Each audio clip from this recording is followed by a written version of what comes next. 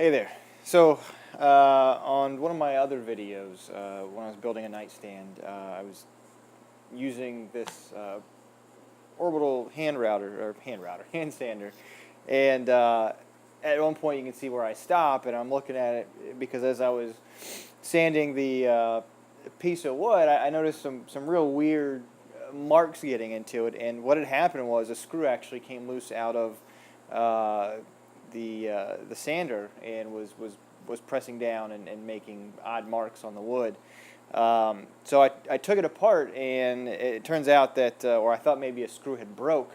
It turns out that it just stripped like the first eighth inch of thread in a piece. I didn't pay a whole lot for the sander, but it's just a Porter Cable 5-inch orbital sander. I've had it probably for about 5 years, and I've had really good experience with it. So I didn't really. I was kind of in between of it's probably only a $50-$60 sander. Do I buy a new one, or do I see if I can find a part for it? So I got online and I did find a replacement part for it. It was only $15. So I'll see if I can get a little bit more time out of it, and see if we can't get this replaced and get it back into operation. So I thought maybe it'd be kind of a neat thing to film, seeing the process of actually replacing this piece into the sander. So if that interests you, keep on watching. If not, then this is going to be a very boring video for you. So I would encourage you to find something else if that's not what you're interested in. But let's get started and see how we can if we can get this thing replaced.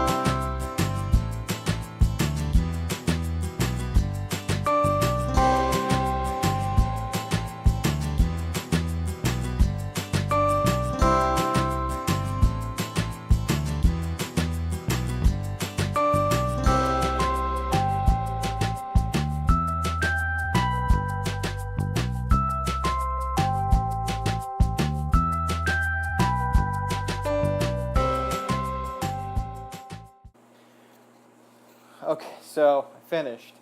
Um, it was a kind of a pain.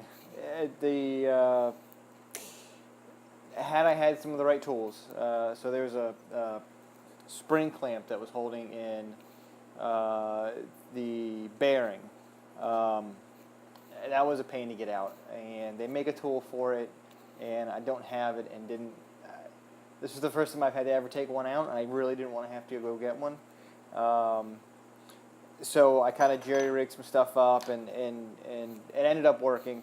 And then at the end, when I'm screwing in the screws to the new piece, they actually didn't have any threads in them. So I think the screws were cutting threads into, I'm assuming it's aluminum, which is obviously probably softer than the screw that was going into it.